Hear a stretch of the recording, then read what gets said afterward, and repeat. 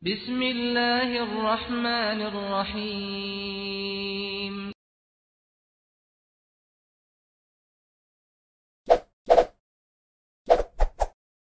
Subscribe, like, and share. Alhamdulillahirrabbilalamin. Wassalatu wassalamu ala ashrafil anbiya'i wal mursalin.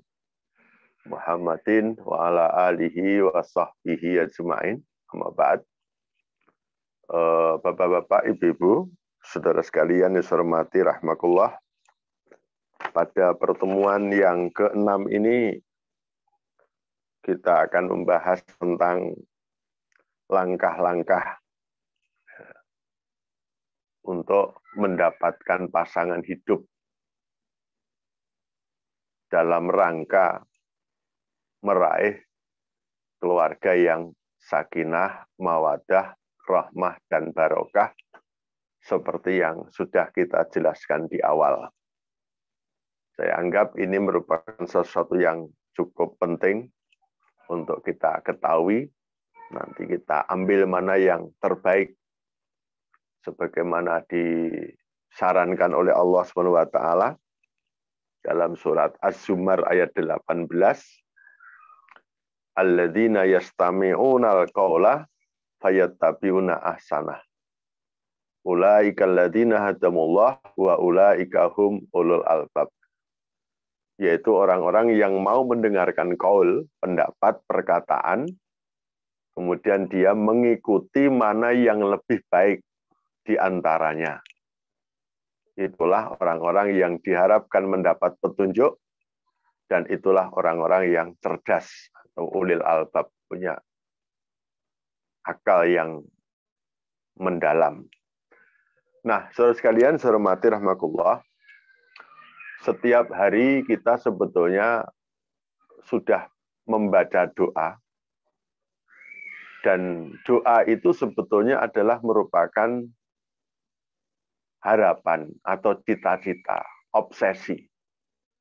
Tapi kadang-kadang ketika kita membaca doa itu karena sudah terlalu hafal, dan kita sering lakukan untuk sekedar ritual saja, sering kita tidak sadar kalau sedang berdoa. Yakni doa yang ada di dalam surat Al-Fatihah.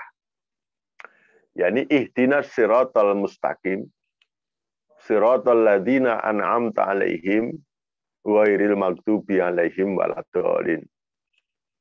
Kita memohon kepada Allah setelah menegakkan tauhid rububiyah, tauhid mulkiyah, tauhid ubudiyah atau uluhiyah, kemudian kita bertauhid dalam berdoa, wa iyyaka nasta'in. Dan hanya kepadamu ya Allah aku memohon pertolongan. Nah, yang kita minta apa? Tunjukkan kami kepada jalan lurus, yaitu jalannya orang-orang yang telah Engkau beri nikmat atas mereka, dan bukan jalannya orang-orang yang Engkau laknat, dan juga bukan jalannya orang-orang yang sesat. Artinya apa? Kita hidup ini harus menyadari ketika berjalan bukan sekedar jalan-jalan. Kita ingin menjadi orang yang visioner, bukan orang yang reaksioner. Maka hendaknya kita memahami bahwa di depan kita itu ada 3 jalan hidup. Jadi ketika kita menjalani hidup, termasuk nanti ketika kita menjalani hidup dengan pasangan hidup, ketika sudah menikah, di depan kita itu ada 3 jalan hidup, yaitu jalan orang-orang yang diberi nikmat, jalannya orang-orang yang dilaknat, dan jalannya orang-orang yang sesat. Tentang ini butuh kajian khusus tentang siapakah orang-orang yang diberi nikmat, siapakah orang-orang yang dilaknat, dan siapakah orang-orang yang sesat. Ya, kalau ingin cari misalnya yang diberi nikmat dalam surat An-Nisa ayat 68-69. Yakni para nabi, para shodiqin, para syuhada, dan orang-orang soleh. Sedangkan orang-orang yang dilaknat silahkan nanti diantaranya baca surat Al-Ankabut ayat 39. Korun, Fir'aun, Haman, dalam hadis ditambah dengan Bal'am itu. Siapakah orang yang sesat itu? Orang yang sesat itu adalah orang yang hidup dengan dzon, persangkaan. Surat Al-An'am 116. Kalau kamu mengikuti kebanyakan, ikuti tren, gaul itu, ikuti lingkungan, kebanyakan yang ada di muka bumi, niscaya mereka akan menyesatkan kamu dari jalan Allah. Mereka hidupnya hanya mengikuti dzon, persangkaan, bukan ilmu, bukan keyakinan, tapi hanya persangkaan. Dan mereka kalau diikuti menipu, menyesatkan, tidak menyampaikan tujuan. Nah, jadi dari doa tadi sebetulnya kita memohon kepada Allah untuk diberi sebuah jalan dan dituntut punya keberanian menolak dua jalan gitu. Jadi kita ingin mendapat jalan yang diberi nikmat, otomatis kita harus menolak yang dilaknat dan yang sesat. Jangan seperti orang sekarang nggak jelas. Tiga-tiganya disikapi sama. Beri nikmat ya diterima, dilaknat ya tidak apa-apa. Kalau sesat sudah terbiasa. Diberi nikmat ya ditompo, dilaknat ya apa-apa, lek ming sesat kulino bendino. Itu orang umum. Maka misalnya kalau mereka orang yang nggak punya pilihan ini, nggak paham dengan doa ini, ketika menikah pun juga bingung. Itu semua usulan dari tetangga, dari lingkungan, keluarga diterima. Nah, sehingga acara pernikahan harus semua diikuti. Acara yang mendatangkan nikmat ya diterima, dikasih anggaran, kasih waktu. Acara yang dilaknat juga dia kasih anggaran, kasih waktu. Ajaran yang sesat pun juga dikasih waktu. Nah, secara garis besar, siapakah orang yang dilaknat itu? Kalau dalam konteks sekarang adalah orang yang diberi nikmat itu siapa? Orang Muslim kalau beragama Islam ya, kalau beragama Islam. Sehingga orang Islam itu ada tiga, ada Muslim tradisi, Muslim yang Islami. Kalau orang nyebut sekarang Muslim radikal mungkin ya. Yang kedua ada Muslim sekuler atau Muslim liberal. Dan yang ketiga ada Muslim tradisional atau Muslim tradisional atau Muslim mengikuti budaya tradisi. Nah, jadi kita oleh itu ada tiga, termasuk maaf kalau kita bicara tentang keluarga kembali ke awal ada tiga landasan untuk membangun sebuah keluarga. Ada keluarga model Islami yang oleh Quran sering disebut dengan al-ahlu, ku anfusakum wa ahlikum naro misalnya, wa mur ahlaka bisolati wastabir alaiha ahlul bait dan seterusnya. Itu adalah keluarga model al-ahlu. Yang kedua adalah keluarga model family, itu keluarga model barat. Nah, keluarga model yang dibawa oleh penjajah itu keluarga model family. Dan yang ketiga adalah keluarga model usroh atau keluarga model batih. Ini di awal-awal sudah pernah saya sampaikan secara garis besar, ada tiga model. Ada keluarga model Islami, ada keluarga model sekuler, ada keluarga model tradisional. Nah, keluarga model Islami biasanya adalah keluarga yang ditunjukkan oleh para aktivis dakwah, keluarganya para ustadz-ustadz yang hanif. Itu kebanyakan mereka sudah membentuk keluarga model ahliyah, al-ahlu, meskipun mungkin juga belum sempurna. Ada kecenderungan ke sana. Yang kedua ada keluarga model sekuler, biasanya dialami oleh masyarakat perkotaan. Merasa terpelajar, terpengaruh budaya barat, ingin modern itu. Nah, ketika ada keluarga model usroh, biasanya di desa-desa, di kampung-kampung yang masih homogen, itu biasanya pakai model tradisional, model batih, model usroh.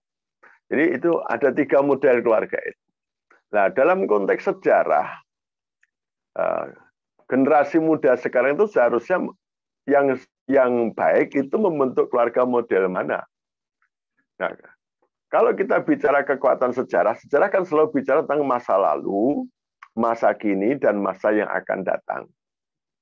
Jadi, keluarga tradisional adalah keluarga masa lalu yang sudah sulit dipertahankan di masa kini. Pelan tapi pasti nanti akan jadi barang antik. Sedangkan keluarga model family sekarang adalah keluarga yang sedang populer. Keluarga yang sedang dominan mewarnai masyarakat kita kebanyakan. Masa kini. Nah, sedangkan keluarga Islam adalah keluarga masa depan. Kayaknya sekarang masih diperjuangkan untuk supaya ke depan keluarga kita itu semakin dekat dengan nilai-nilai Islam. Nah, oleh karena itu kalau pemuda yang belum nikah, pemuda, maka ada 3 generasi kan, generasi tua, generasi dewasa, generasi muda. Kalau dalam bahasa sejarah, generasi tua itu adalah generasi masa lalu yang tersisa di masa kini, yang sudah tidak punya harapan terhadap masa depan duniawi lagi, maka dipensiunkan, mentok, itu generasi tua. Nah, sedangkan generasi dewasa adalah generasi masa kini, yang kadang-kadang lupa kepada idealisme masa lalu, dan mulai tumpul terhadap masa depan. Sedangkan generasi muda adalah generasi masa depan, yang sudah hadir di masa kini, tapi belum banyak beban dan pengalaman masa lalu.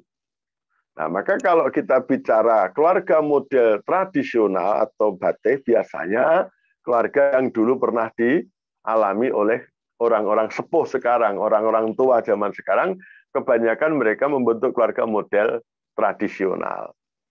Nah, sedangkan keluarga modern adalah keluarga masa kini. Sehingga orang-orang dewasa sekarang ini kebanyakan membangun adalah keluarga model family. Nah, sedangkan anak-anak muda, para aktivis dakwah, para mahasiswa, sekarang mulai banyak training-training, kajian-kajian pernikah untuk mempersiapkan keluarga masa depan, yakni disebut dengan keluarga model tadi, model Islam, keluarga model al-ahlu atau ahliyah tadi. Nah, saudara sekalian hormati, jadi kalau kita ingin membentuk keluarga yang sakinah, mawaddah, rahmah, dan barokah, itu sebetulnya kita harus mengambil pilihan. Ini apa? Berani memilih keluarga model yang diberi nikmat, bukan memilih keluarga yang dilaknat dan keluarga yang sesat. Keluarga yang mendatangkan penderitaan dunia dan mencelakakan nanti di akhirat. Nah, kita ingin membentuk keluarga model al-ahlu atau ahliyah. Nah, kalau itu yang kita lakukan, maka sebelum nikah, cara untuk mencapai itu harus dengan cara yang berbeda. Langsung saja karena waktu yang terbatas.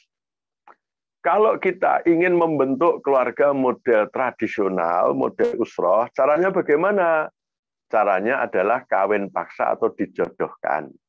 Jadi kebanyakan nenek-nenek jenengan, nenek-nenek yang muda-muda ini, kakek-kakek dulu, umumnya menikah itu karena dijodohkan. Ya kalau sudah siap nikah, matur sama orang tua, sudah siap nikah, nanti terserah. Dengan siapanya nanti direkayasa bareng-bareng, ekonomi disiapkan bareng-bareng, dan seterusnya itu karena memang model batik.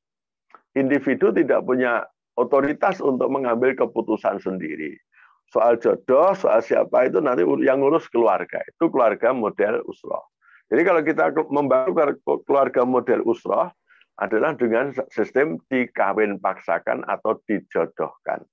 Dan ini sekarang kayaknya sudah banyak yang ditinggalkan.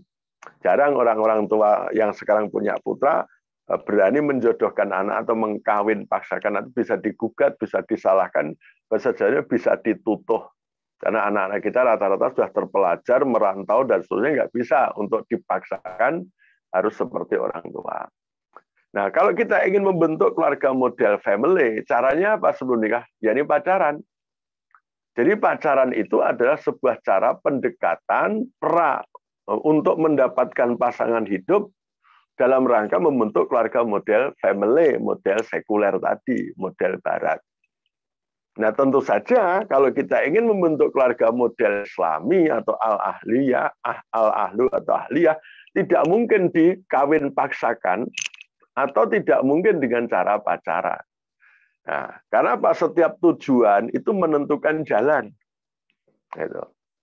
Jadi setiap tujuan itu menentukan jalan. Kalau kita mau kemana itu harus lewat mana itu jelas. Ya kalau kita ingin membentuk keluarga model Islami, ahlu caranya apa? Ya kita punya cara sendiri yang Islami, nanti kita bicarakan. Tapi kalau kita ingin membentuk keluarga model sekuler, ya silakan pacaran. Seperti umumnya kita lihat. Tapi kalau kita ingin membentuk keluarga model usroh, ya pasrahkan saja kepada orang tua. Mereka nanti akan memproses kita dan kita tinggal manut.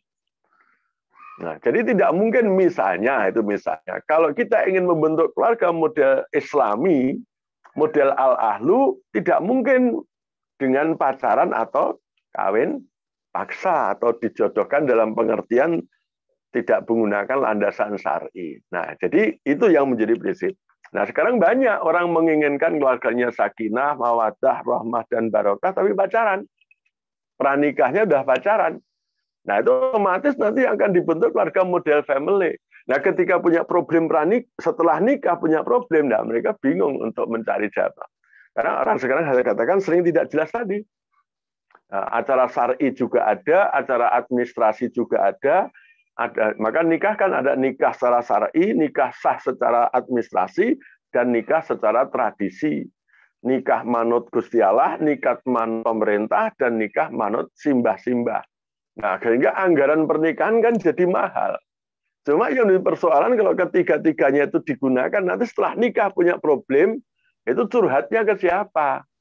Nyari solusinya ke siapa? Nah, ini yang jadi bingung. Saya sering jadi konsultan perkawinan untuk nasihati orang-orang bermasalah itu sering bingung. Itu. Anda akan saya kasih solusi cara apa? Gitu. Anda apakah saya akan kasih solusi Islam, apa cara modern, apa cara tradisional? Saya agak nyombongi sedikit kalau mereka agak, saya tuh cara Islam ya sedikit-sedikit bisa karena saya ustadz punya pondok pesantren. Cara modern ya dikit-dikit saya bisa, saya itu kuliahnya di Fakultas Filsafat UGM. Cara tradisional ya saya bisa seorang Jawa, bapak saya itu dukun ahli kejawen di Jawa Timur. Ya, tukang untuk datang orang nyari hari baik. Dulu bapak saya itu profesinya gitu. Nah, jadi saya bisa dengan pendekatan Islami ya mungkin bisa, pendekatan sekuler bisa, dengan psikologi mungkin bisa, filsafat bisa, dengan pendekatan kejawen mungkin bisa. Tapi mereka kan bingung. Ya saya nggak tahu Pak, bagaimana. Nah, karena apa? Mereka tidak punya bentuk rumah tangga yang ingin. Nah, sejak awal sudah sampaikan, mari kita jelas membentuk keluarga model Islami yang sakinah, mawaddah, rahmah, dan barokah. Maka tidak mungkin dengan cara pacaran tadi. Nah, tidak mungkin. Nah, oleh karena itu kita perlu untuk sedikit mengenal bagaimana langkah-langkah mendapatkan pasangan hidup yang Islami untuk membentuk keluarga model tadi, model ahliyah tadi. Nah, saudara sekalian yang saya hormati rahmatullah, langkah-langkah sekilas tentang jodoh. Jodoh itu sesuatu yang misteri sebetulnya. Jodoh itu salah satu dari rahasia Tuhan, rahasia Allah yang berkaitan dengan takdir. Cuma kalau kita bicara tentang takdir, dalam bahasa kita kan ada dua. Takdir itu kan kaitannya dengan kehendak Allah. Takdir itu kaitannya dengan iradah Allah. Maka pendekatan yang sederhana kan kita harus memahami dua hal, hak Allah dan hak makhluk. Maka ada istilah ma aradallahu binna dan ma aradallahu minna. Jadi memahami takdir kita harus memahami apa yang dikehendaki Allah terhadap kita dan apa yang dikehendaki Allah dari kita. Ini. Jadi kalau kita bicara masalah iradah, kehendak Allah ada dua tadi. Apa yang dikehendaki Allah terhadap kita dan apa yang dikehendaki Allah dari kita. Nah, apa yang dikehendaki Allah terhadap kita itu rahasia Allah. Allah tidak membocorkan kepada kita, tidak ngasih tahu kita kecuali kalau sudah terjadi. Catatannya tidak dibocorkan. Sehingga kalau kita baru tahu apa yang dikehendaki Allah terhadap kita setelah terjadi. Sebelum terjadi kita nggak tahu tentang kematian kita, kaya atau miskin kita nanti, siapa jodoh kita ketika kita belum nikah. Itu adalah tentang apa yang dikehendaki Allah terhadap kita, dirahasiakan oleh Allah, tidak dibocorkan kepada kita, dan kita baru tahu setelah terjadi karena izin Allah. Nah, tapi ada ma aradallahu minna. Apa yang dikehendaki Allah dari kita. Ini bicara tentang kita, tentang hak-hak kita sebagai hamba Allah, sebagai makhluk Allah yang super canggih itu diberi apa? Allah punya kehendak dari kita. Kita disuruh mencari ilmu, kita disuruh berdoa, kita disuruh untuk ikhtiar, kita disuruh memilih, kita disuruh membanding-bandingkan, kita disuruh pasang target. Itu ma aradallahu minna. Apa yang dikehendaki Allah dari kita.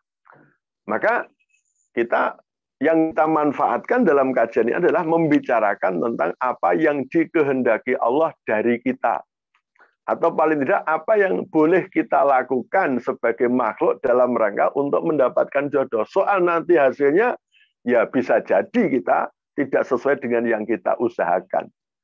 Karena Allah yang tetap apa yang dikehendaki Allah terhadap kita itulah yang menang. Bukan apa yang dikehendaki Allah dari kita itu yang pasti berhasil. Nah, saudara sekalian yang saya hormati, kalau apa yang dikehendaki, tetap minimal yang bisa kita usahakan, ikhtiar kita dalam rangka mendapatkan jodoh. Pertama adalah kita memahami jodoh dulu itu apa? Jodoh. Jodoh itu pasangan ya. Kalau dalam bahasa perkawinan ya jodoh itu adalah pasangan yang bisa kita ajak untuk mencapai tujuan bersama dan bisa kita ajak kerjasama. Itu namanya jodoh. Jadi jodoh kita adalah orang yang bisa kita ajak untuk mencapai tujuan bersama dalam rumah tangga tadi dan siap untuk bekerja sama dengan kita. Itu jodoh kita. Jadi kalau kita ingin mendapatkan jodoh berarti kita ingin mendapatkan sosok, mendapatkan orang yang punya tujuan yang sama, yang punya jalan hidup yang sama, punya pedoman hidup yang sama, dan mau hidup bersama kita untuk menjalankan kebersamaan. Tadi mencapai tujuan itu. Nah, oleh karena itu, dalam proses setelah menikah, pasca nikah, jodoh itu bisa berganti, jodoh itu bisa berubah, jodoh itu bisa apa? Bisa berhenti. Gitu. Jadi bisa jadi dalam perjalanan kita jodoh itu apa? Mungkin bisa berubah. Karena apa? Karena dalam proses perjalanan awalnya sama mungkin, awalnya cocok. Awalnya tujuannya sama, jalan hidupnya sama, tapi dalam proses perkembangan mereka tidak mampu menjaga kebersamaan. Dalam kajian kita kemarin tidak mampu mengawal visi, misi, dan orientasi. Sehingga apa? Dalam proses perjalanan ada perubahan masing-masing, sehingga sudah tidak cocok lagi. Untuk kerjasama sudah sulit lagi, maka ada cerai. Maka di dalam Islam ada proses perceraian. Baik itu khulu maupun talak. Nah itu, karena jodoh bisa berganti. Karena jodohnya hanya sampai di situ.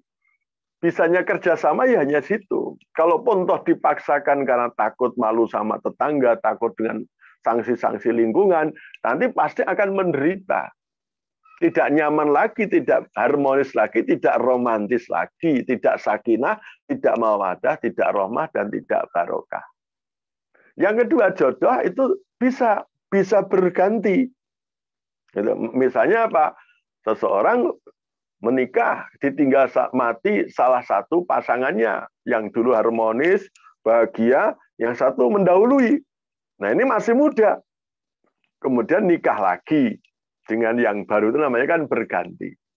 Tapi bisa jadi jodoh itu berhenti, sudah hilang. Ya ini apa? Ketika kita sudah tua, kemudian kita sudah tinggal mati salah satu, wafat salah satu, ya sudah mau nikah lagi, sudah nggak mau, ya sudah apa? Ya berhenti, hilang. Itu jodoh kita sudah pindah ke alam kubur, alam barzah. Nah ini jodoh. Jadi bisa berubah, bisa berganti, dan bisa hilang atau berhenti dalam rangka perjalanan kita setelah menikah, kaitan masalah jodoh. Tapi yang jelas jodoh itu adalah pasangan. Yang diharapkan dengan pasangan itu, maka disebut aswaja tadi, pasangan, litas kunus, kita bisa cenderung tadi, hubungannya dalam surat Al-Baqarah 187 itu, hunna libasulakum wa antum libasul lahun. Gitu. Mereka pakaian bagi kamu dan kamu pun pakaian bagi mereka. Itu jodoh yang nanti dalam proses berhasil. Gitu. Kita tidak tahu siapa orangnya sebelum terjadi. Kadang-kadang sudah mau nikah batal, mau ini nggak jadi atau salah satu meninggal. Nah, itu kita nggak tahu. Jadi jodoh itu ada dua sisi tinjau tadi. Apa yang dikehendaki Allah terhadap kita tidak dikasih tahu, baru tahu setelah terjadi, tapi kita juga punya hak menjalankan apa yang dikehendaki Allah dari kita. Nah, sekarang dalam rangka menjalankan ikhtiar itu apa? Ikhtiar yang pertama apa? Yang muda-mudi harus memahami ya, bahwa menikah itu ya, sebelum ke sana itu kita harus mengenal dulu bagaimana masyarakat itu berikhtiar, berusaha mendapatkan jodoh. Ini sifatnya umum, baik yang tadi, yang sekuler, yang islami, maupun yang tradisional. Kita mengenal beberapa cara yang dipakai oleh masyarakat kita, oleh orang di lingkungan kita untuk mendapatkan jodoh. Singkat-singkat saja ada 5 lah, mungkin bisa ditambah. Yang pertama adalah dengan cara mencari jodoh. Mencari jodoh, bahasa Jawanya ya golek bojo. Maka bojo itu bahasa Jawanya, bojo itu botoan jodoh. Spekulasi jodoh. Nanti kalau orang Jawa cocok namanya garwo. Si garani nyowo. Tapi ternyata kalau sudah terlanjur nikah nggak cocok namanya semah, iseni-sene omah. Hanya sekedar untuk tunggu di rumah. Nah, tapi ya jadi ada mencari jodoh, golek bojo. Mencari itu apa? Mencari itu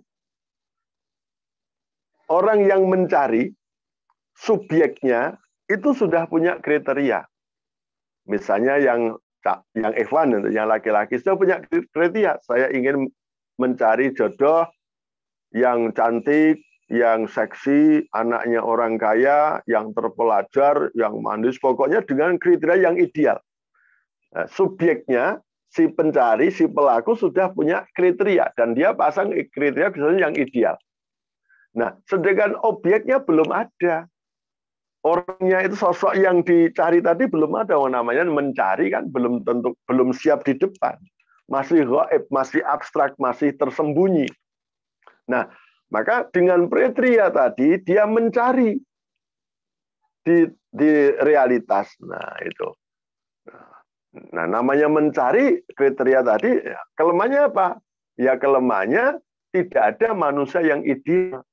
Nah, sehingga banyak orang yang mencari jodoh justru tidak dapat. Kenapa? Dia idealis. Dia normatif. Dia kadang-kadang utopis. Kadang-kadang dalam bahasa Jawa tidak randelok gitoke dhewe. Tidak melihat siapa dirinya sendiri. Yang dicari yang ideal tadi, yang diinginkan bukan yang cocok. Nah, maka dia bahkan caranya dengan pakai eksperimen, dicoba, ditinggal, macam-macam. Nah, itu bahaya. Islam tidak merekomendasikan orang mendapatkan jodoh dengan cara mencari seperti itu. Ya, golek bojo mencari. Bahkan saya dalam pengalaman sering dulu ketika belum tahu teori kayak gini itu mengantarkan orang mencari jodoh itu malah nggak dapat. Ya karena apa? Tidak ada manusia yang sempurna, begitu kurang sedikit nggak jadi, kurang sedikit nggak jadi. Ya akhir-akhirnya pilih-pilih tebung. Cari yang mulus nggak ada, ya cari dapatnya yang bongkeng, yang akhirnya ternyata ya karena sudah mendesak butuh nikah, ya terpaksa nikah dengan tetangga. Itu pun sebetulnya yang diincar adiknya, tapi karena kakaknya belum nikah, ya terpaksa nikah dengan kakaknya. Karena apa? Keburu waktu, terlalu lama mencari. Nah, karena itu cara semacam ini tidak direkomendasikan untuk membentuk keluarga model al-ahlu ahliyah. Nah, kemudian yang kedua apa? Yang kedua adalah memilih jodoh atas dasar selera. Memilih jodoh atas dasar selera. Karena kan memilih. Nah, kalau memilih, oke lah yang subjeknya, pelakunya mungkin sudah punya kriteria. Tapi kriterianya itu belum, kadang-kadang nggak ideal. Pokoknya hanya yang lebih baik lah, yang cocok. Biasanya tidak dalam konteks yang ideal. Yang kedua, objeknya sudah ada. bahkan lebih dari satu. Mungkin di kampung ada yang masuk nominasi, kemudian di kos-kosan ada yang masuk kriteria minimal, di kampus ada, di mana begitu rekreasi grup-grup apa, grup band apa, dia ada beberapa nominasi, ada beberapa kemungkinan yang akan dipilih, dan dia harus menetapkan salah satu. Tapi dasarnya selera, ada fisik. Nah, kelemahannya apa? Namanya selera, namanya syahwat, namanya fisik, itu punya kelemahan. Yang punya selera dan yang diselerai bisa berubah. Nah, dikhawatirkan nanti ketika memilih hanya dasar selera setelah menikah, yang punya selera berubah, yang diselerai juga berubah. Ya misalnya, selera orang kan bisa berubah-ubah. Dulu mungkin ketika masih di SD kita menganggap yang paling cantik, yang paling hebat adalah yang Bangdes kembang desa. Tapi begitu SMP tingkat kecamatan kita ada, oh ternyata ada yang lebih baik. Begitu kita SMA di kabupaten ada yang lebih baik. Begitu kuliah tingkat nasional kita ada yang lebih baik. Ketika kerja nanti jadi bingung. Jadi ada perubahan-perubahan. Selera manusia bisa berubah sesuai dengan perkembangan kita. Ya seperti selera makan dulu ketika kita nggak punya apa-apa dengan makanan sederhana, ya kita udah cukup. Tapi ketika kaya kita udah mulai selera kita variasi. Jadi yang punya selera itu bisa berubah. Nah yang diselerai juga bisa berubah. Namanya ketampanan, namanya kecantikan, langsing itu nanti kan banyak. Seorang wanita ketika belum nikah langsing, begitu mulai hamil dia gembrot, gemuk, dan sebagainya itu kan bisa berubah. Nah kalau ini sebagai dasar untuk ngambil keputusan untuk memilih, nah nanti dikhawatirkan pranikah kita nggak mampu menghadapi masalah perubahan tadi. Itu maka banyaklah namanya perselingkuhan atau perceraian, karena apa? Karena tadi namanya selera berubah. Misalnya adalah mahasiswa kos itu, kalau bicara selera, ditawari 5 jenis lauk pauk. Itu ada tahu, tempe, kerupuk, peyek, telur. Kira-kira secara objektif, Mas Pur pilih mana, Mas? Yang paling lezat lah, Tat. Paling lezat. Nah, kira-kira pilih telur ya. Pertimbangan lezatnya, gizinya, macamnya itu telur.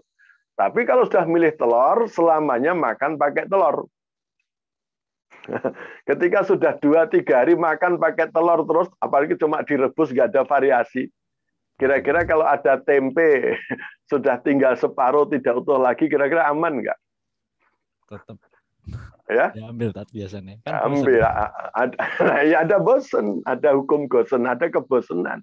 Maka jangan heran misalnya di masyarakat kalau ada seorang laki-laki punya istri cantik, sebenarnya seksi, tapi kenapa pembantunya tidak aman gitu?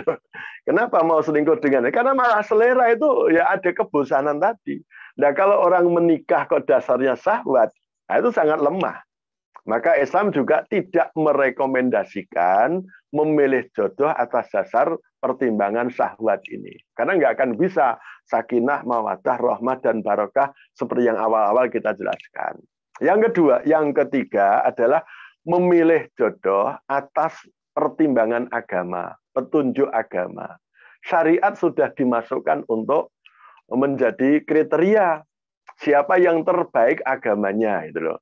Jadi wanita itu dinikahi karena 4 perkara, karena rupanya, yang kedua nasabnya, yang ketiga karena kekayaannya, dan yang keempat karena agamanya. Pilihlah agamanya, niscaya kamu akan bahagia. Jadi milih tetap, selera tetap, tapi agama yang menjadi basis. Mana agamanya yang terbaik, tapi cocok dengan saya. Jadi nanti ketika menjalankan agama tidak konflik setelah nikah. Karena apa? Akidahnya sama, syariahnya sama, mungkin ya fikihnya sama. Itu ya bisa ya, yang terbaik bisa jadi, maaf, terbaik dalam satu kelompok ketemu dengan terbaik dalam kelompok lain belum tentu nanti cocok dalam berumah tangga. Maka pertimbangan agama dijadikan. Ada ilustrasi dari Hamka yang mungkin pernah banyak yang baca. Dari segi nilai variabelnya, harta, rupa, kedudukan, pendidikan, kekayaan, itu adalah ibaratnya angka itu angka 0. Itu. Nilainya sangat bergantung itu, tidak bisa mandiri. Nah, sedangkan agama itu punya kemandirian, angkanya 1 sampai 9. Nah, jadi kalau menempatkan agama di depan, agama sebagai penentu, semakin banyak variabelnya, nilainya semakin tinggi. Tapi kalau agama cuma di belakang, semakin banyak nol di depannya tadi, nilainya semakin rendah. Misalnya Pak, kita punya pertimbangan, misalnya ini cowok ya, apa Ikhwan ya, saya wah dia tuh Ahmad itu sholihah, salimul akidah, sohihul ibadah, matunul khuluq, macam-macam itu jadi aktivis dakwah. Nah, itu sudah punya nilai. Misalnya nilainya 5 atau 6, di atas rata-rata 6. Sudah. Agamanya di atas rata-rata 6. Nah, wah dia wajahnya cantik ya. Itu jadi 60. Nah, ternyata setelah diteliti anaknya orang kaya. Wah, sudah 600. Nah, dia kuliahnya hampir selesai. Jadi sarjana kedokteran, jadi calon dokter. Nah, sudah mulai 6.000. Terus dia mungkin akhlaknya apa kok akhlak. Ya kemudian dia gini, anaknya pejabat, semakin banyak, semakin besar. Tapi karena agama di depan. Nah beda dengan orang yang wah dia arah cantik, sarjana, sudah kerja, sudah mapan, anaknya orang kaya, kebetulan agamanya sama dengan saya, sama-sama Islamnya. Nah, itu ibarat nyusun angka ya 000 baru agamanya 3, hanya sekedar formalitas. Salat saja bolong-bolong atau akidahnya belum, masih kecampuran syirik, masih sok kedukun barang. Nah, itu dari 0,0003. Coba bayangkan bandingannya begitu. Antara 6,0000 dengan 0,0003 itu jelas nilainya beda. Jadi memilih dengan dasar petunjuk agama ini salah satu yang bisa kita pakai dalam membentuk keluarga yang sakinah. Ini bisa masuk jelas. Yang keempat itu. Ini tadi mencari jodoh. Yang kedua memilih jodoh atas dasar selera atau syahwat. Yang ketiga memilih jodoh atas dasar bimbingan petunjuk agama. Yang keempat menyerahkan kepada orang yang dipercaya. Menyerahkan kepada orang yang dipercaya. Sikoh. Ini bisa dipakai oleh dua. Islam juga bisa menerima, tradisi bisa menerima, sikoh, percaya. Jadi mendapat jodoh diserahkan kepada orang yang dipercaya, bisa memilihkan mana yang terbaik, bisa dipercaya. Gitu. Misalnya menyerahkan ke orang tua, menyerahkan kepada murabi atau murabiyahnya, menyerahkan kepada jamaahnya. Monggo Pak Yai kula nderek supados dipun padosaken jodoh Pak Yai kula sampun siap. Nah, jadi atau teman akrabnya, kamu kan tahu saya, yang paling tahu kan kamu. Kira-kira tolonglah saya dicarikan siapalah itu yang cocok dengan saya. Itu bisa. Itu. Tapi cuma tadi itu bisa dipakai oleh tradisional. Orang-orang tradisional juga diserahkan kepada yang dipercaya. Nah, cuma kalau kita yang Islami, ya ini menaruh kepercayaan kepada orang yang paham syariat. Ya, BKKBS atau siapa gitu diserahkan untuk serahkan biodata. Itu menyerahkan kepada orang yang dipercaya, sikoh. Nah, biasanya orang sekarang juga mudah karena memang dia nggak mau milih, malah bingung kalau memilih. Apalagi mencari dia nggak bisa. Dia menyerahkan kepada orang yang dipercaya. Umurnya sudah terlalu lebih dari umumnya. Sudah, serahkan ustadznya sajalah, atau jamaahnya sajalah, atau partainya saja, itu sikoh. Nah, yang kelima, ya, dengan cara tawakal, dengan cara memperbanyak doa kepada Allah. Urusan jodoh tak serahkan kepada Allah. Saya mencari malah nggak dapat pengalaman, malah hancur-hancuran. Saya memilih malah jadi bingung. Menyerahkan kepada yang dipercaya malah dikasihkan yang lain atau diambil sendiri. Dah, tak serahkan kepada Allah Subhanahu wa taala. Yang penting saya memantaskan diri untuk mendapatkan jodoh. Kalau saya laki-laki ya tak berusaha untuk jadi orang yang soleh, semakin soleh. Kalau saya perempuan tak ingin semakin solihah. Soal siapa nanti Allah tak serahkilah. Siapa yang terbaik nanti tak istikharah kalau dikasih, harus ditawari. Itu adalah merupakan cara yang kelima. Nah, jadi cara yang kelima. Cara yang pertama dan kedua tadi, saya tidak merekomendasikan untuk membentuk keluarga model Islami atau al-ahlu untuk sakinah, mawaddah, rahmah dan barokah seperti yang awal-awal kita bahas itu tidak mungkin dengan cara mencari jodoh atau memilih jodoh dengan dasar selera. Tapi juga banyak orang Islam yang belum siap untuk menyerahkan kepada orang yang dipercaya. Apalagi cukup hanya dengan tawakal doa demi doa. Ya ada, silahkan yang pakai itu monggo. Jangan menghina atau jangan menganggap, wah masa dapat. Oh. Banyak yang mengejutkan. Orang yang dengan doa demi doa bisa membuat orang lain bercak. Wah saya nggak nyangka kalau dia dapat yang itu. Nah, itu nggak nyangka karena apa? Misalnya laki-laki, wong ya kayak begitu kok istrinya kayak begitu. Nah, saya nggak nyangka. Itu. Atau sebaliknya, yang wanita, yang laki-laki tampan gagah itu soleh, ternyata istrinya secara fisik, secara kok kayak gitu. Nah, jadi kita nggak tahu, tapi itu nanti jodoh, sakinah, karena dia sudah menyerahkan pilihannya kepada Allah. Nah, terus kalian, kalau kita kalau orang biasa itu yang biasa-biasa saja tadi. Kalau yang nomor 1 dan nomor 2 itu tidak. Yang nomor 4, nomor 5 itu tidak semua orang yang ngaji atau yang ngerti agama mau pakai itu.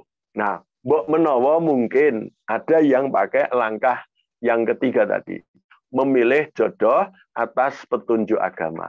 Kalau ini yang kita pakai, memilih ikhtiar, tuh, karena kita juga sebagai orang yang punya relasi banyak, gitu.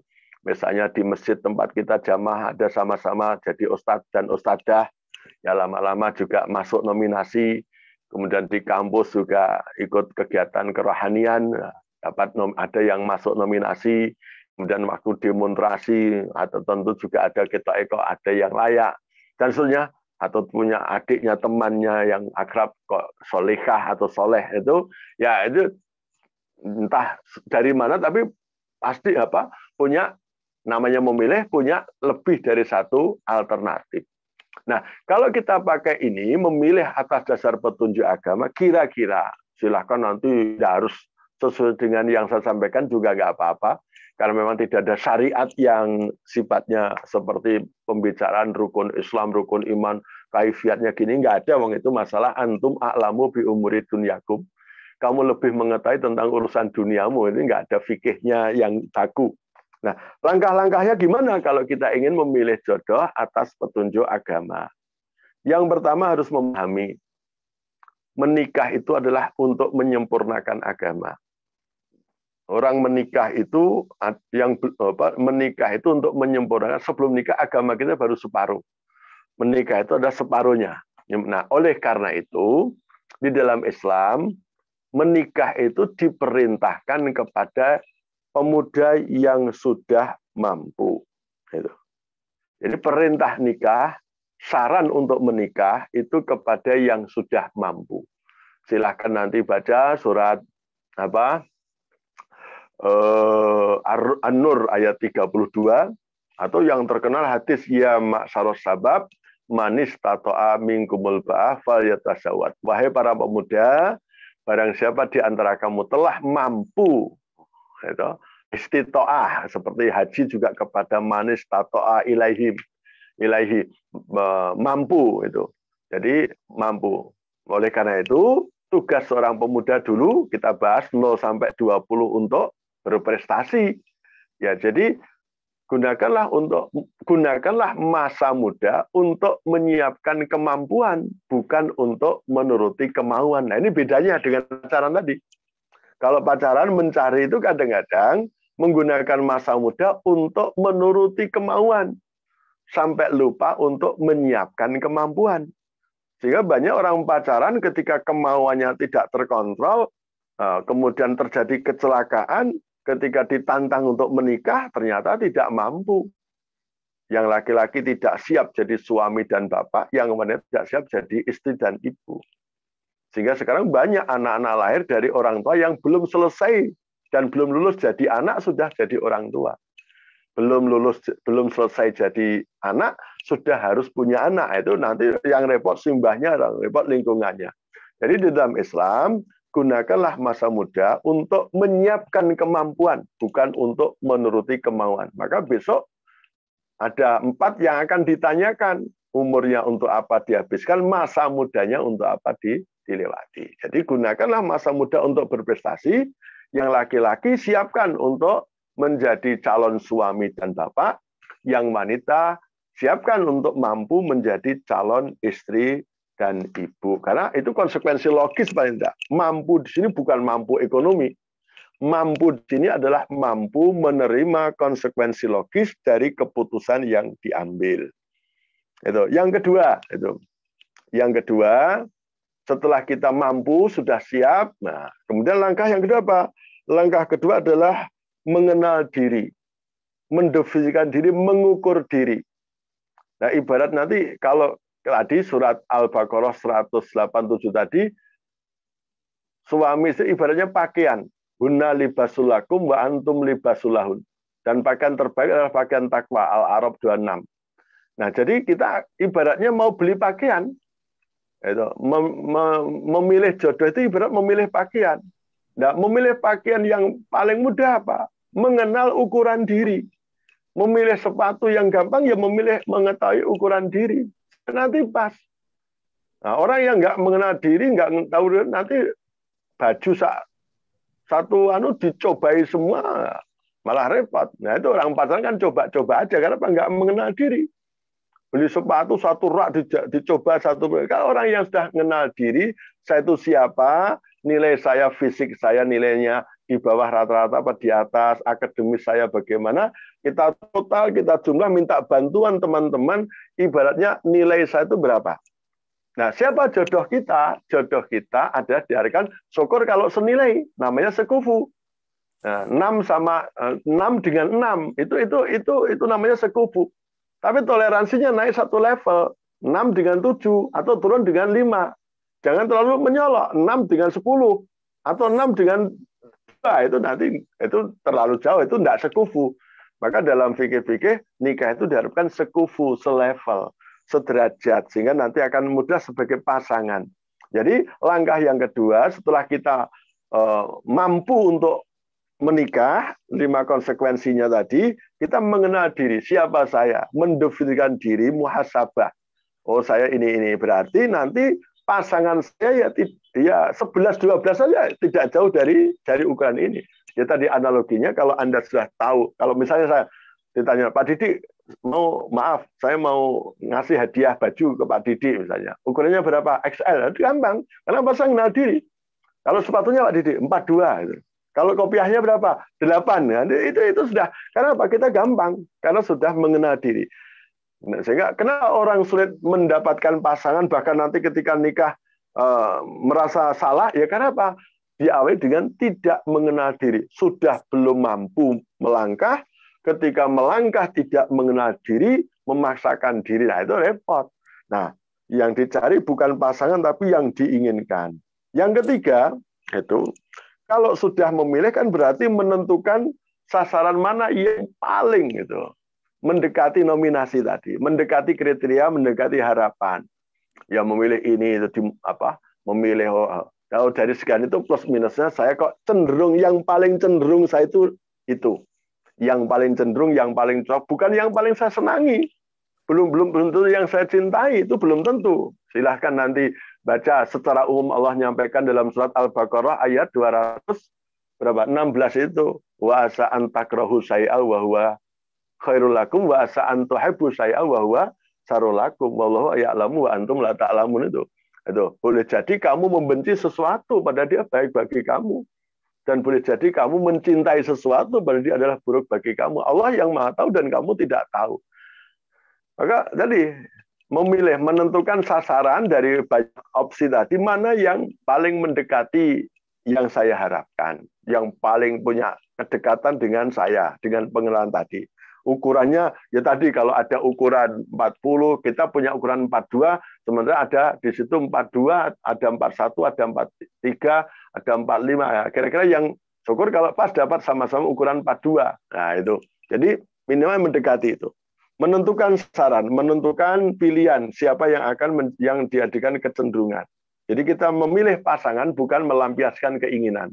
Yang keempat itu, setelah itu baru kita ta'aruf. Itu ta'aruf.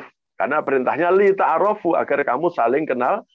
Saya memahami ta'aruf itu adalah perkenalan formal. Perkenalan kuantitatif, perkenalan sifatnya dohiriyah. Ya tahu nama lengkap, semua selain mungkin panggilannya hanya Ani atau siapa. Nama lengkapnya ingin tahu. Tanggal lahirnya ingin tahu. Kemudian alamatnya secara detail, tidak hanya dari kota mana dia ingin tahu. Kemudian dia anak keberapa, pendidikannya apa, itu kita ingin tahu. Itu ta'aruf, mengenal. Nah, untuk sekedar mengenal nama lengkap, alamat, tanggal lahir, jumlah saudara, pendidikan, pekerjaan, itu bisa dengan pacaran, tapi tidak harus dengan pacaran. Bisa dengan pacaran, tapi tidak harus dengan pacaran. Artinya apa? Orang pacaran bisa kenal. Mosok pacaran nggak kenal alamatnya, nggak kenal namanya, bisa. Tapi kalau hanya sekedar untuk kenal itu tidak harus pacaran. Nah, bagi orang Islam tidak mau pacaran karena pacaran berisiko. Karena kan pacaran itu kan berisiko, tukar-menukar, jadi pacaran itu berisiko, maka dia tidak akan menempuh yang berisiko. Nah, gimana ta'aruf? Ya kan bisa tanya biodatanya, minta biodatanya atau bantuan teman untuk cari biodatanya. Itu bisa, tentang namanya, alamatnya, dan sebagainya itu.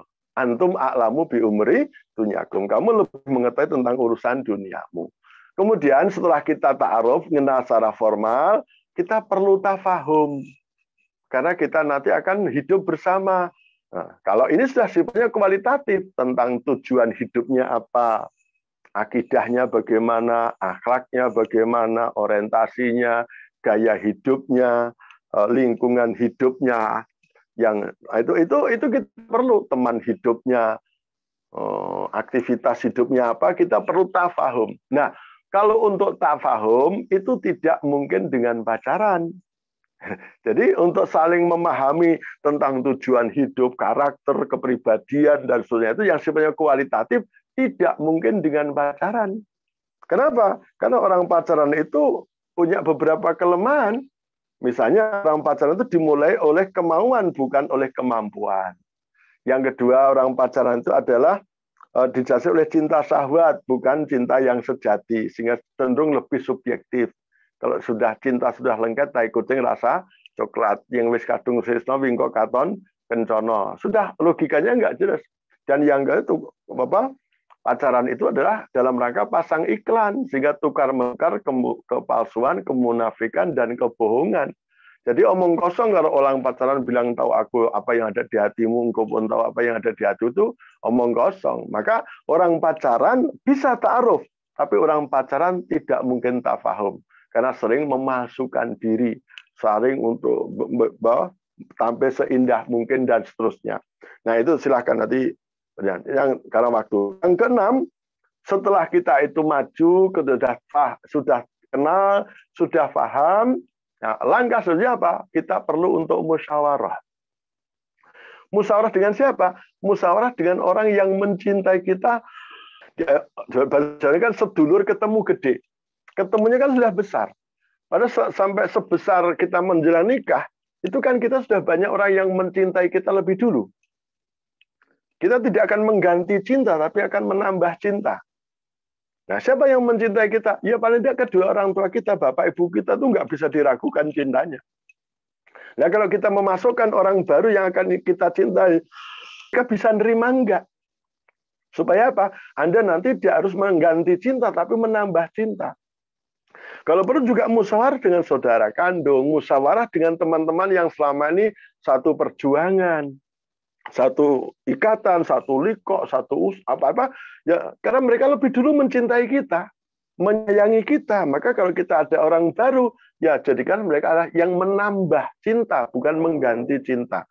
Jika tidak akan merebut. Jangan sampai misalnya posisi seorang istri merebut kedudukan seorang ibu. Ini kan banyak terjadi. Ketika sudah menikah, akhirnya apa? Laki-laki lebih dekat kepada istrinya dan meninggalkan ibunya. Ini kan tidak benar. Kan menambah, bukan mengganti. Kemudian musyawarah. Setelah musyawarah kita perlu istikharah. Kenapa? Kita tidak hanya punya pasangan fisik yang bisa kita lihat, tidak punya sekedar pasangan intelektual yang bisa kita diskusikan, tidak sekedar punya pasangan emosi yang kita musyawarahkan, tapi kita punya pasangan roh. Dan roh itu urusan Allah. Surat Bani Israil ayat 85 itu wayas'alunaka 'anir ruh min amri rabbi wa ma utitum minal ilmi illa qalila. Urusan roh itu urusan Allah. Maka perlu kita istikharah, salat hajat, mohon kepada Allah untuk diberi bantuan kita, pertolongan. Apakah roh dia itu mau berjamaah dengan roh saya? Jangankan yang lain bisa serasi, tapi rohnya bertentangan kan bahaya. Rohnya nggak bisa berjamaah. Nah, maka perlu kita butuh support dari Allah, baik itu dengan sholat istikharah maupun dengan sholat hajat. Kalau sudah betul-betul ada tanda isyarat, ta'aruf, tafahum sudah, musyawarah sudah, kemudian kita istikharah sudah ada tanda-tanda, cepat-cepat untuk khitbah. Terutama yang laki-laki ada begitu lebih aktif dulu, silahkan khitbah. Lamar. Nah, begitu juga ketika wanita dikhitbah, dilamar, ya jangan kalem, jangan sakal kalem. Jangan seketika mau, wanita juga punya hak untuk menjalankan tahap-tahap tadi.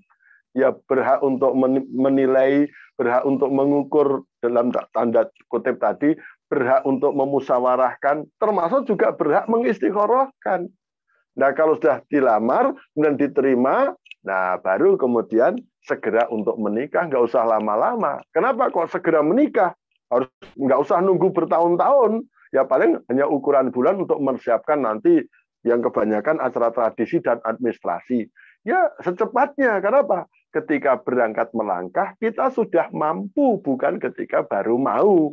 Nah itulah bedanya tuntunan Islam dengan konsep-konsep yang lain. Nah mudah-mudahan para aktivis dakwah kalau tidak memilih, tidak menggunakan yang menyerahkan kepada sistem, sikoh, kepada kelompok, atau kepada murabi, ustadz, atau tidak tawakal langsung, silahkan menggunakan ikhtiar tadi dengan cara yang ketiga, memilih atas dasar petunjuk agama dengan langkah-langkah kira-kira begitu.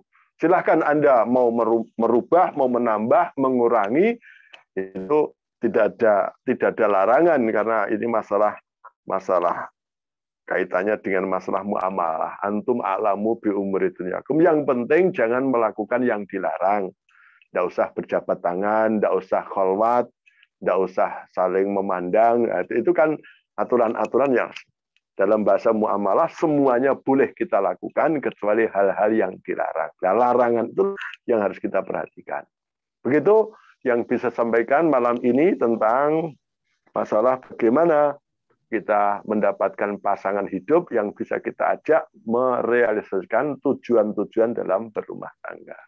Terima kasih, dan sudah jam 9 lebih, mohon maaf karena ini sebenarnya masih banyak yang harus saya sampaikan, tapi karena keterbatasan waktu, itu saja, nanti silahkan dikembangkan sendiri. Turun. Oke, jazakallah Tat. Dan mohon izin Tat, di sini ada satu pertanyaan yang masuk dari Risina Aulia. Ustadz izin bertanya, nggih, berarti definisi jodoh itu pripun nggih Tat? Kalau seseorang menikah 2 kali, apakah itu bercerai ataupun karena meninggal, kemudian menikah kembali? Berarti jodoh kita yang di sana di akhirat nanti kelak itu yang mana nggih Tat? Begitu. Ya, itu ulama berbeda pendapat, nanti ada diskusi panjang ya, kalau jodoh kita nanti di akhirat itu yang mana. Ada yang berpendapat jodoh kita itu yang terakhir. Yang terakhir. Karena pada dasarnya orang janda mati itu sebenarnya sudah dicerai. Dia dalam statusnya adalah dicerai, dia cerai mati. Jadi jodohnya nanti di akhirat ya yang terakhir. Tapi ada yang mengatakan gitu. Enggak, sebenarnya contohnya ada dia jodohnya yang terbaik. Jodohnya sangat tergantung kondisinya setelah itu. Nah, kalau dia menjadi wanita yang tetap soleh dan itu, ya dia akan dipilihkan oleh Allah sesuai dengan yang tadi kondisinya saat dia akhir hayat itu loh. itu nggak tahu ya, wallahu alamu. Kita nggak dikasih tahu fikih. Saya belum tahu fikihnya yang cari Qurannya, hadisnya nanti akan kalau udah gini jodohnya akan dapat ini nggak. Itu nanti diskusinya para ulama, dan kalau kita sudah begitu nanti malah bingung. Ya pokoknya rasa mikir, pokoknya ya nanti kalau memang ada seorang wanita atau seorang laki-laki nih ditinggal mati pasangannya, ya jangan takut nikah lagi gitu loh. Selama nikah dengan orang-orang baik-baik saja. Soal jodoh nanti Allah yang menentukan di sana. Dengan yang lama atau dengan yang baru, yang jelas mungkin kalau wanita tidak dua-duanya. Kalau laki-laki bisa dua-duanya ya. Jazakallah Tat, dan alhamdulillah dari diskusinya sepertinya bisa diakhirkan di sini. Terima kasih atas materi yang telah disampaikan dari Ustadz Didik Purwodarsono tadi, dan terima kasih kepada para jamaah sekalian yang telah menyimak dari awal sampai berakhirnya kajian kita di pertemuan ke-6 ini. Ya, dengan ini mari kita akhirkan kajian kita pada malam hari ini dengan alhamdulillah dan doa kafaratul majelis bersama-sama. Alhamdulillahirabbil alamin. Subhanakallah wa bihamdika astaghfirullah. Sekian dari Assalamualaikum saya. warahmatullahi wabarakatuh. Waalaikumsalam warahmatullahi wabarakatuh. Sekian dari saya selaku wali kelas dari kelas Rumah Tangga Islam ini. Jikalau ada yang kurang, mari kita perbaiki bersama. Sekian, terima kasih. Assalamualaikum warahmatullahi wabarakatuh.